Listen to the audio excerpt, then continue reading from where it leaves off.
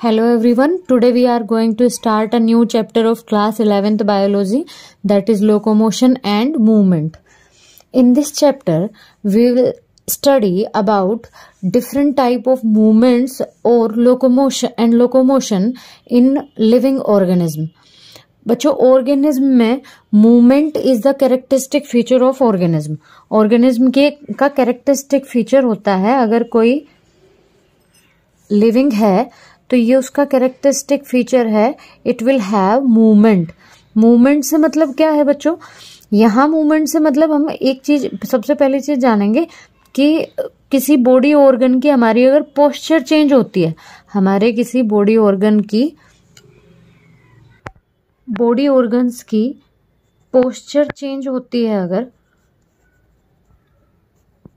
या फिर कोई सेल है, ये सेल का क्या है, न्यूक्लियस है, और ये क्या है, साइटोप्लाज्म है, तो साइटोप्लाज्मिक मूवमेंट भी काउंट होगी किसमें, मूवमेंट में, जो कि कैरेक्टरिस्टिक फीचर माना जाता है लिविंग का. साइटोप्लाज्मिक मूवमेंट, अगर इस साइटोप्लाज्म में भी मूवमेंट हो रही है और साइटोप्लाज्मिक मूवमेंट लिविंग का कैरेक्टरिस्टिक फीचर है, तो that will be considered living. और अगर इस तरह की मूवमेंट नहीं है, किसी सेलुलर मूवमेंट भी कह सकते हैं, अगर नहीं है तो उसको हम लिविंग नहीं कहेंगे. अब लोकोमोशन क्या है बच्चों, लोकोमोशन का मतलब होता है पूरी बॉडी का, होल बॉडी का डिस्प्लेसमेंट. अगर आप एक जगह से दूसरी जगह डिस्प्लेस हो जाते हो, आप पूरा कहीं चल के एक जगह से दूसरी जगह जाते हो, तो होल बॉडी अगर डिस्प्लेस होती है उसको कहते हैं हम क्या, लोकोमोशन. तो what is locomotion and movement, is it clear. Movement तो क्या है बेटा, हमारे किसी बॉडी पार्ट की मूवमेंट, या हमारे सेल के अंदर भी साइटोप्लाज्म भी मूव कर रहा है, दैट इज मूवमेंट. और लोकोमोशन क्या है, पूरी बॉडी अगर एक जगह से दूसरी जगह जाती है, डिस्प्लेस होती है, दैट इज लोकोमोशन. अब लोकोमोशन करता क्यों है कोई ऑर्गेनिज्म, एडवांटेज क्या है लोकोमोशन के, advantages of locomotion, because locomotion करेगा टू गेट फूड. कोई भी ऑर्गेनिज्म खाना लेने के लिए लोकोमोशन करता है या मूवमेंट करता है. दूसरी चीज, to find mate for reproduction, reproduction के लिए ऑर्गेनिज्म या अपने नेक्स्ट जनरेशन प्रोड्यूस करने के लिए, मेट जो ढूंढने के लिए क्या करता है, लोकोमोशन करता है, एक जगह से दूसरी जगह जाता है. या फिर टू फाइंड सुटेबल शेल्टर, रहने के लिए सुटेबल जगह देखने के लिए. टू एस्केप फ्रॉम एनिमीज, किससे बचने के लिए, दुश्मनों से बचने के लिए अपनी जगह चेंज करता है, रहने की प्लेस चेंज करता है.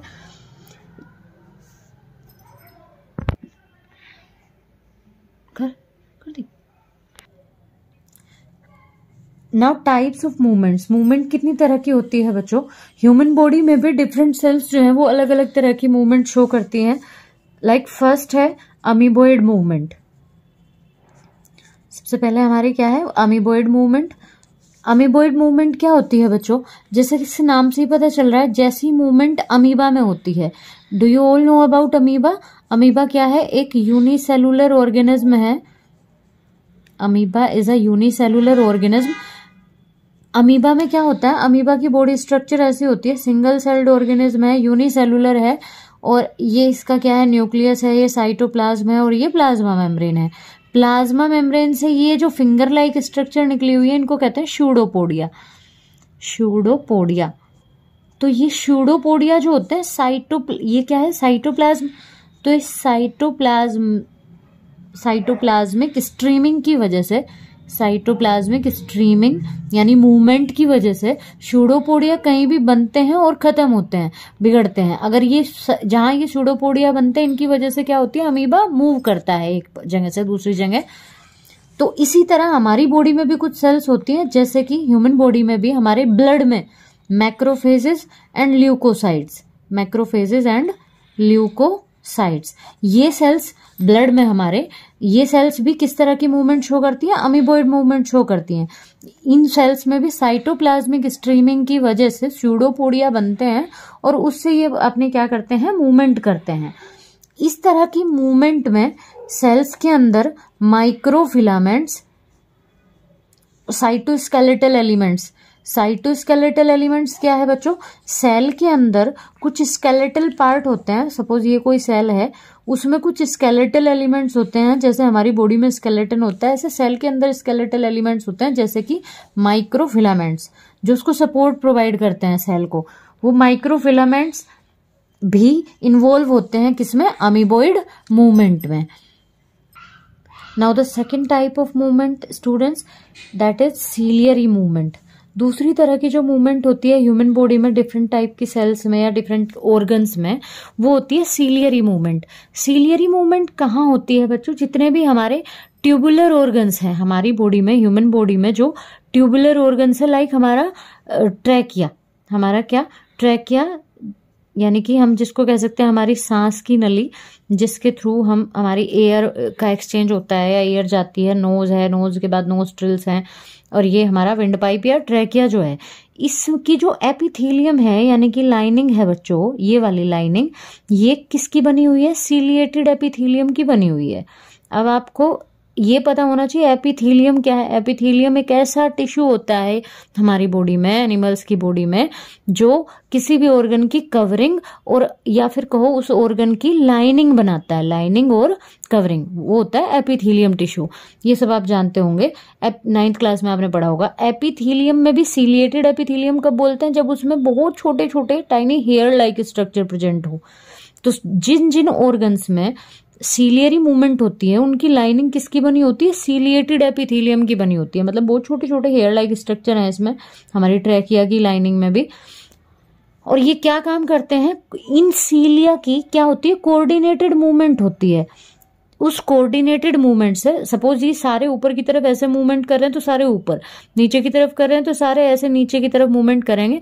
और जो डस्ट पार्टिकल्स हैं या कोई फॉरेन सब्सटेंसेस हमारी विंड पाइप में या ट्रैकिया में चला गया, उसको पुश करने में बाहर की तरफ हेल्प करती है ये कोऑर्डिनेटेड सीलियरी मूवमेंट।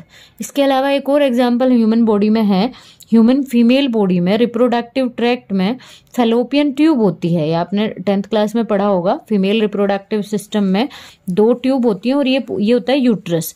ये ट्यूब क्या होती है, फैलोपियन ट्यूब। तो यहाँ होते हैं, और हमारी क्या ओवरी फीमेल की बॉडी में, इन ओवरी में एग प्रोडक्शन होता है, एग बनता है। उस एग को ये रिसीव करती है ये डक्ट, और फिर यहाँ से वो एग मूव करता हुआ इसमें मूवमेंट करता है आगे की तरफ। तो यहाँ भी ट्यूब में भी, फैलोपियन ट्यूब जिसको हम बोल रहे हैं, इसमें भी बच्चों क्या होता है, सीलियरी एपिथेलियम, सीलिएटेड एपिथेलियम होता है, और उनमें मूवमेंट होती है, वो ओवा को आगे की तरफ मूव कराते हैं या पुश कराते हैं। Now the third type of movement is muscular movement. Muscular movement,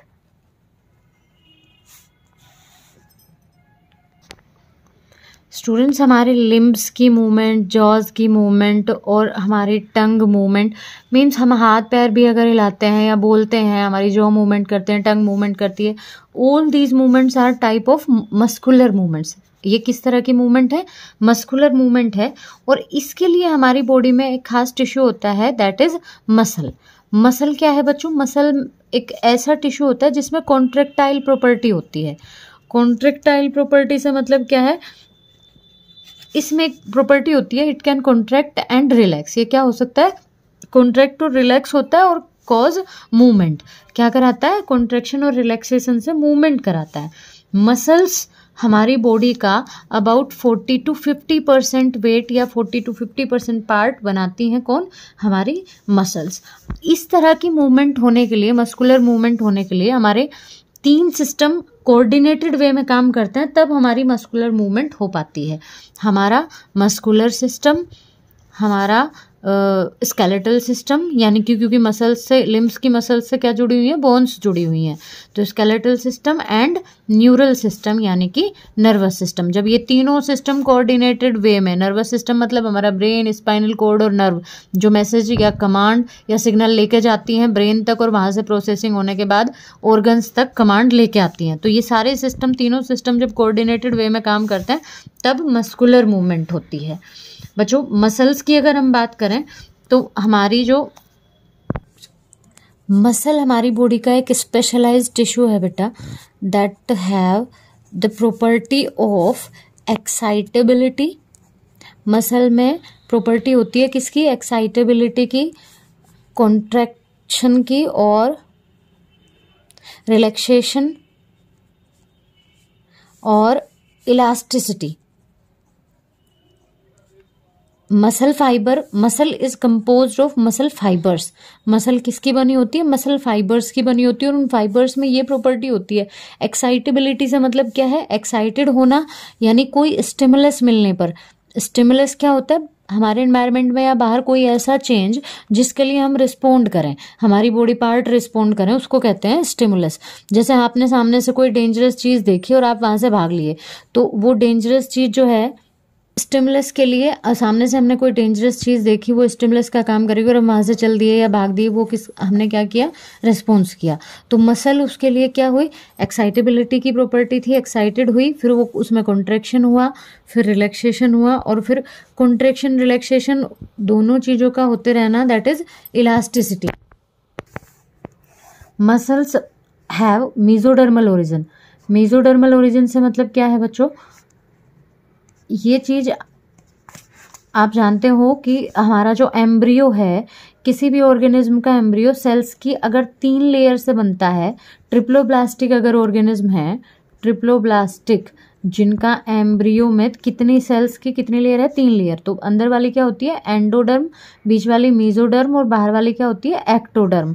तो इन सबसे हमारे सारे ऑर्गन्स बनते हैं। एम्ब्रियो के बाद ऑर्गेनिज्म बनने में इन तीनों लेयर से सारे ऑर्गन्स बनेंगे। उनमें मसल्स जो बनती हैं वो बीच वाली लेयर से बनेगी, तो मेसोडर्मल ओरिजिन है मसल्स का। There are 639 muscles in human body. Human body में कितनी मसल्स होती है, 639 मसल्स होती है। कुछ इंपॉर्टेंट या कुछ इंटरेस्टिंग फैक्ट की बात करें तो जो हमारी लार्जेस्ट मसल होती है, सबसे बड़ी मसल हमारी कौन सी है, ग्लूटियस मैक्सिमस। ग्लूटियस मैक्सिमस जो हमारे बैक ऑफ हिप में होती है। ग्लूटियस मैक्सिमस कहाँ है, हिप में, बैक साइड, बुटक मसल्स भी बोलते हैं जिसको। अब अगर बात करें लॉन्गेस्ट मसल की, तो सबसे लंबी मसल हमारी बॉडी में कौन सी होती है, सार्टोरियस। सार्टोरियस जिसको थिन मसल भी बोलते हैं, ये हमारे थाई में होती है, अपर थाई से लेकर नी तक होती है। सबसे लंबी मसल सार्टोरियस, ग्लूटियस मैक्सिमस सबसे बड़ी मसल, और लार्जेस्ट स्मूथ मसल जो हमारी होती है, लार्जेस्ट स्मूथ मसल, मसल के आगे आप टाइप पढ़ोगे तो एक टाइप है स्मूथ और एक है स्केलेटल और एक है कार्डियक। तो लार्जेस्ट स्मूथ मसल जो होती है वो कहाँ होती है, इन यूट्रस ऑफ प्रेग्नेंट लेडी। किसी प्रेग्नेंट वुमेन के यूट्रस में सबसे बड़ी स्मूथ मसल होती है। स्ट्रोंगेस्ट मसल की बात करें तो सबसे स्ट्रोंग मसल हमारी कहाँ होती है, मैसेटर मसल, जॉ में जो होती है हमारी, जॉ मसल या मैसेटर हमारी क्या है, स्ट्रोंगेस्ट मसल है ह्यूमन बॉडी की। स्मॉलेस्ट मसल की बात करें तो सबसे छोटी मसल होती है बेटा स्टेपीडियस। स्टेपीडियस कहाँ होती है, हमारे इनर ईयर में, आपको पता हो तो एक बोन होती है। स्टेपीडियस जो हमारी मसल है, सबसे छोटी मसल, ये हमारे इनर ईयर में होती है। एक बोन होती है बेटा स्टेपीज, जो सबसे छोटी बोन होती है हमारी बॉडी में, स्टेपीज सबसे छोटी बोन है, और उसी में किसे एक मसल अटैच होती है, स्टेपीडियस, जो कि हमारी सबसे छोटी मसल है। सो बच्चों आज हम यहीं तक कवर करेंगे। इसके बाद नेक्स्ट क्लास में we will study about types of muscle, muscle के टाइप के बारे में।